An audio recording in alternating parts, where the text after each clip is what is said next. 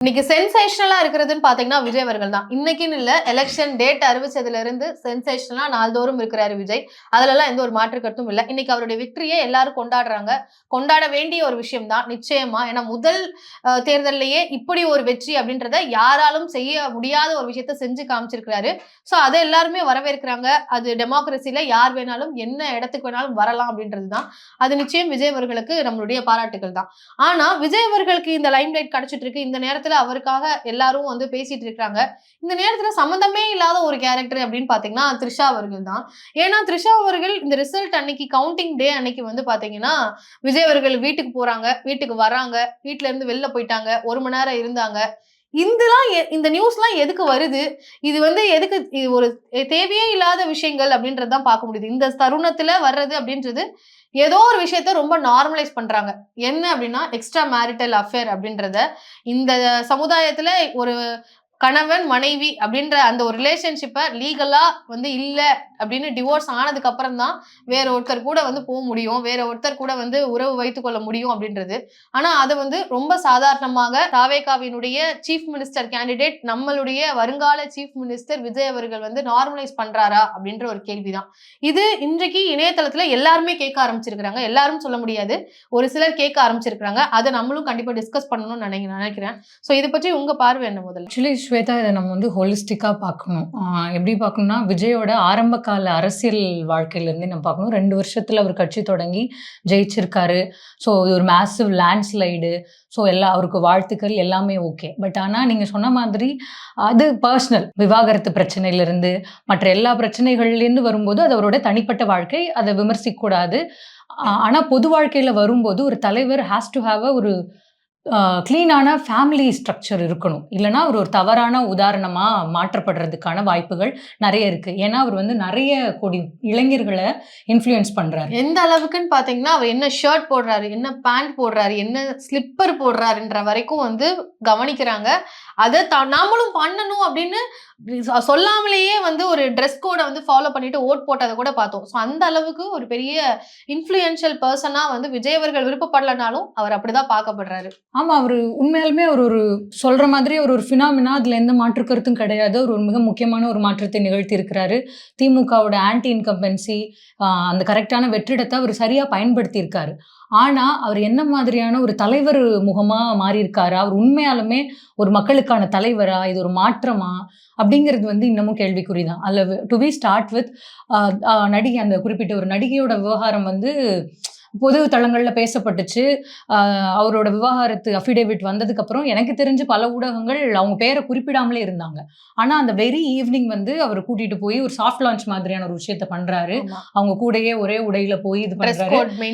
அவங்க உறவு என்னன்னு அவர் பொதுவெளியில இது வரைக்கும் சொல்லல. அது அவர் என்னவா கூட இருக்கலாம். நாளைக்கு அவரு நாங்க ரொம்ப ஃப்ரெண்ட்ஸ், நீங்க தப்பா சித்தரிச்சுக்கிறீங்க, இட்ஸ் அப் டு ஹிம். அது எல்லாமே நம்ம தவறா சொல்ல. ஆனா இன்னமும் அவருக்கு அஃபிஷியலா டிவோர்ஸ் கிடைக்கல. ஓகே, அவருக்கு குழந்தைகள் இருக்காங்க. அவங்க உளவியல் சிக்கல் முக்கியம். தன்னை தாய்மாமனாகவும், தன்னை ஒரு அண்ணனாகவும், தன்னை ஒரு மகனாகவும், பாய் நெக்ஸ்ட் டோர்னு தன்னை தலைவனாகவும் காட்டிக்க கூடிய ஒரு சொல்ற ஒரு தலைவரோட செயல்பாடுகள் வந்து பொதுவெளியில கடுமையான விமர்சனத்துக்கு உள்ளாக்கப்படுதுங்கிறது அது ஒரு கட்சியோட ட்ரைட்டாவே அது மாறுது இல்ல. சோ அது வந்து ஒரு தவறான போக்கு. அண்ட் வந்து பெண்களுக்கு எதிரான போக்கா நான் இதை பாக்குறேன் ஸ்வேதா. ஏன்னா 2 பெண்கள் இதுல இன்வால்வ் ஆகிறாங்க. ஒருத்தவங்களை வந்து அஃபேர்னு சொல்றாங்க. அதுல வந்து அவங்க மேல ஒரு வைக்கப்படுற ஒரு பிம்பம் வந்து ஒரு ஹோம் ரெக்கர், ஒரு வீட்டை உடைச்சவங்க அப்படிங்கிற ஒரு பிம்பம். அவங்களுக்கு அழகான குடும்பத்தை உடைச்சிட்டாங்க, சங்கீதா அவங்களுடைய வாழ்க்கையை வந்து அழிச்சிட்டாங்க, அந்த மாதிரியான ஒரு பிம்பம் வைக்கப்படுது. இங்க பாத்தீங்கன்னா சங்கீதா வந்து வேற ஒரு அவருக்கு ஒரு பிடிக்காத வாழ்க்கையை தந்ததோ சோ என்னவா வேணா இருக்கலாம். ஸோ இந்த ஒரு பிம்பம் பாதிக்கப்படுது. Any extra marital affair it's against women. எல்லாமே வந்து கடைசியில் ஆண்கள் அதுல இருந்து ஈஸியா தப்பிச்சிருவாங்க, பெண்கள் தான் அதுல பாதிக்கப்படுவாங்க. 2 பெண்களுமே விக்டிம் தான் நான் சொல்றேன். ஏன்னா இப்போ இவங்க 2 பேருமே விக்டிம் ஆயிட்டு இதுல ஒரு மேல் ரோல் வந்து சூப்பரா வந்து விஜய் பிளே பண்றாரோ அப்படிங்கிற மாதிரி எனக்கு தோணுது. இது வந்து ஒரு ரொம்ப டிபிக்கலான ஒரு மனநிலை. இதுல எக்ஸ்ட்ராவா போறது அப்படின்னு பாத்தீங்கன்னா, இப்போ சக நடிகைகள் எல்லாமே what a day for you அப்படின்னு அவங்களுடைய பிறந்த நாள் இன்னைக்கு. அதாவது மே 4ஆம் தேதி பிறந்த நாள், ரிசல்ட் கவுண்டிங் டே அன்னைக்கு what a day for you. இந்த நாள் வந்து உங்களுக்கு என்ன மாதிரியான ஒரு நாள், இது வந்து what a lucky girl you are அப்படின்னு வந்து போடுறதா இருக்கட்டும். கமெண்ட்ஸ்ல நிறைய பொதுமக்கள் வந்து போயிட்டு அந்நியாரே அப்படின்னு சொல்றதா இருக்கட்டும். இதெல்லாம் வந்து கைண்ட் ஆஃப் எப்படி இதை ஏத்துக்க முடியும் அப்படின்ற மாதிரி தான் வந்து தோணுது. இதை வந்து நான் விஜய் அவர்களுக்கு அகைன்ஸ்டா பேசணும், அவரை வந்து நம்ம வந்து பேசணும் அப்படின்றது சத்தியமா எங்க நோக்கம் கிடையாது. இது சரியா தவறா அப்படின்னு நீங்களே வந்து யோசிச்சா அது கண்டிப்பா உங்களுக்கே புரிய வரும் அப்படின்னு தான் நாங்க நினைக்கிறோம். அந்த விஷயத்த கொஸ்டின் பண்ணாம விடுறது மிகவும் தவறான விஷயம். கொஸ்டின் பண்ண வேண்டிய இடத்துல நாங்க இருக்கிறோம். அதை நாங்க கொஸ்டினா முன் வைக்கிறோம் உங்ககிட்ட. ஸோ அதான் நீங்க சொன்ன மாதிரி இந்த கொஸ்டின்ஸை வந்து நம்ம தொடர்ச்சியா முன்வைக்கிறதுக்கான நோக்கமே வந்து பெண்களுக்கு எதிரான போக்கு. ஏன்னா இது வந்து எனி அஃபேர்ல வந்து இது அவர் ஒரு தலைவராகவும் தன்னை முன்னிறுத்திக்கிறார் இல்லையா. அவர் வந்து he's CM face of a state. Tamil Nadu மாதிரியான ஒரு முற்போக்கு மாநிலத்துல வந்து அவர் ஒரு சிஎம் ஃபேஸ். அவரை பார்த்து தான் அடாப்ட் பண்றாங்க. ஸோ இவர் ஒரு தவறான முன்னுதாரணத்தை கண்டிப்பா கலைஞரும் தான் 3 கல்யாணம் பண்ணாரு, 3 வைஃப் வச்சிருந்தாரு. அதெல்லாம் நீங்க தப்புன்னு சொன்னீங்களா? என்னைக்காச்சும் அதை ஆக்வர்டா பாத்தீங்களா? ஏன் விஜய் மட்டும் சொல்றீங்க? இவருக்கு மாற்றா திமுகவோட குடும்ப அரசியலுக்கும் வாரிசு இதுக்கும் இவங்களோட இந்த மாதிரியான பெண்களுக்கு எதிரான போக்குக்கும் மாற்றான ஒரு தூய சக்தியாகத்தானே தன்னை நிறுவுறாரு. தூய சக்தியோட செயல்பாடுகள் இதுவாங்கிற கேள்வி இருக்குல்ல. இதுதான் தூய சக்தியா? தூய சக்தியோட செயல்பாடுகள் இந்த மாதிரி ஒன்னாதான் பரிணமிக்குமா? இன்னொரு கொஸ்டின் நான் வைக்கிறேன். இப்போ விஜய் த்ரிஷா அப்படின்னு வரும்போது விஜய் எதுவுமே பண்ணலைங்க. அவரு அமைதியா இருக்கிறாரு. த்ரிஷா தானே வந்து போட்டோ போடுறாங்க, ஓட்டு போட்டுட்டு பாட்டு போடுறாங்க. இப்போ அவங்க தான் வீட்டுக்கு போனாங்க. விஜய் வந்து ஏதாவது பண்ணாரா? விஜய் எந்த இடத்துல அன்னைக்கு த்ரிஷா அவர்களோட வந்து அந்த மேரேஜ் ஃபங்க்ஷன் அட்டன் பண்ணதுக்கு அப்புறமா விஜய் எந்த இடத்துலயாவது த்ரிஷா அவர்களை பேசியிருக்காரா? ஏதாவது ஒரு இடத்துல மென்ஷன் ஆச்சும் பண்ணாரா? விஜய் எங்கேயுமே பேசலைங்க. அதுக்காக வந்து கரூர் விஷயத்துலயும் தான் விஜய் எதுவுமே 3 நாள் வரைக்கும் பேசல. அதுக்கப்புறம் ஒரு ஸ்டேட்மெண்ட் கொடுக்குறாரு. ஆனா இதுக்காக விஜய்க்கும் அதுக்கு சம்மந்தம் இல்லைன்னு சொல்ற மாதிரி தாங்க இருக்கு. பொறுப்பெடுத்துக்கணும். நான் ஒரு லீடர், நான் ஒரு கட்சியை நிர்வகிக்கிறேன். ஒரு மாஸ் ஒரு 2-3 கோடி மக்கள் இளைஞர்கள் என்னை நோக்கி தன்னெழுச்சியா எழுறாங்க. நான் அவங்கள சென்சிட்டைஸ் பண்றது, அவங்கள பகுத்தறிவுக்குள்ள உள்ளாக்குறது, ஒழுங்குபடுத்துறது என்னோட தலையாய கடமைகள்ல ஒண்ணு. ஒரு தலைவரோட அடிப்படை டிசிப்ளின் வந்து ஒரு ஆர்மி அப்படிதாங்க ஒரு ஸ்ட்ரக்சருக்குள்ள வரும். நீங்க அவர் தன்னை ஒரு மூவ்மெண்டா காமிச்சுக்கிறாரு. அது மாதிரி அவரை கொஸ்டினே பண்ணல. தவிர வந்து எனக்கு தெரிஞ்சு விஜய் அவர்கள் என்ன நினைக்கிறாங்கன்னா, நம்ம என்ன பண்ணாலும் மக்கள் ஏத்துப்பாங்க. அண்ட் எனக்கு இன்னும் ரொம்ப வருத்தமா இருக்க விஷயம் வந்து பல பெண்கள் வந்து இந்த போக்க ஆதரிக்கிறாங்க. அதே மாதிரி இது தங்களுக்கு நடக்கும்போது இதை அக்செப்ட் பண்ணிப்பாங்களான்னு கேட்டா மாட்டாங்க. இல்ல அதான் அவங்க ஃபேமிலிலயோ அவங்க நண்பர்களுக்கோ அவங்க அண்ணா தங்கச்சியா கருதுறாங்க. பர்சனல் ஸ்டஃப் அப்படின்றதுனாலயே இதை டிஸ்கஸ் பண்ண தேவையில்லை. டிஸ்கஸ் பண்ண வேண்டிய ஸ்டஃப் கிடையாது. இல்லைங்க, அது பொதுவெளிக்கு வந்துருச்சு. இன்னொரு விஷயம், இன்ஸ்டாகிராம் நீங்க ரீல் எடுத்து பார்த்தாலே தமிழ்நாடு அஸ் அ பர்த்டே கிஃப்ட்டுங்கிறாங்க. நான் ஒரு குடிமகன், எனக்கு இங்க வாக்குரிமை இருக்குங்க. என்னோட நாட்டை ஒரு நடிகைக்கோ இல்ல சம்பந்தப்பட்ட ஒருத்தவங்களுக்கோ பர்த்டே கிஃப்டா ஒரு கட்சி கொடுக்குறாங்கிறத ஒரு குறிப்பிட்ட பஞ்ச் ஆஃப் மக்கள், கட்சியோ இல்ல கட்சியோட ஆதரவாளர்களோ யாரோ ஒருத்தவங்க, யாரோ பொதுமக்களே, எனக்கு சகமமா இருக்க இன்னொரு பொதுமக்களே நான் கேட்கிறேன். நானும் இந்த நாட்டுல வாழ்றேன். இது அந்த குரூப் ஆஃப் பொதுமக்களுக்கு மட்டுமான நாடு கிடையாது.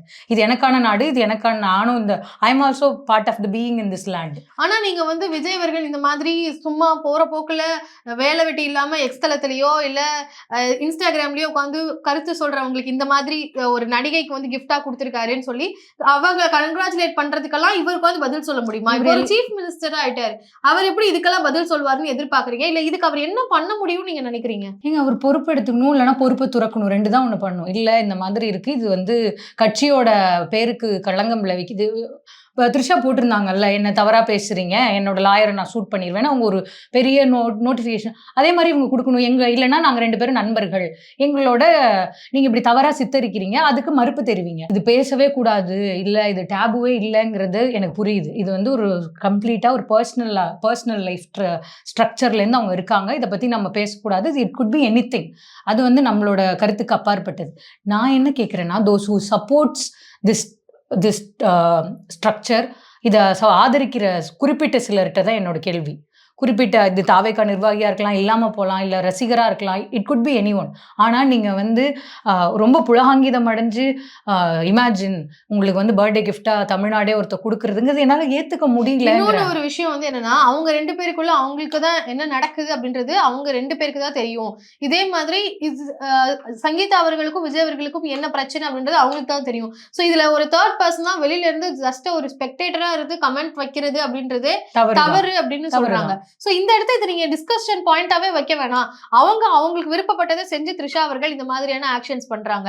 இதுக்கு அவங்க 3 பேருக்குள்ள நடக்கிறதுல என்ன மாதிரியான கமெண்ட் வந்து வெளியில இருந்து வைக்க முடியும்? இதை எதனால இந்த கமெண்ட் வைக்கணும் அப்படின்ற கேள்வி வருது இல்லையா? ஏன்னா இது ஒரு தவறான முன்னுதாரணம். நம்ம தொடர்ச்சியா சொல்லும்போது இது நார்மலைஸ் செய்யப்படுகிற ஒரு விஷயம். இது வந்து அண்ணனே பண்ணிட்டாரு, நாங்க இதை பண்ணிடுவோம் அப்படிங்கிற ஒரு ஒரு ஒரு ஒரு ஈஸி வே, ஒரு ஈஸி டாஸ்க். இது நான் ஏன் திருப்பி இதை நான் வலியுறுத்துறேன்னா, இது பெண்களுக்கு அகெயின் ஒரு சொசைட்டில பெண்களுக்கு எதிரான ஒரு போக்கு. அதை நீங்க ஏன் இப்படி புரிஞ்சுக்க மாட்டீங்க? ரொம்ப ஈஸியா சொல்றாங்க. இது நீங்க கடந்துருங்க. இது ஒன்றும் அவ்வளோ பெரிய பிரச்சனை இல்லை. இது இப்போ எனக்கு பர்சனல் இஷ்யூ கிடையாது, உங்களுக்கு பர்சனல் இஷ்யூ கிடையாது. பேசுகிற யாருக்குமே இது பர்சனல் இஷ்யூ கிடையாது.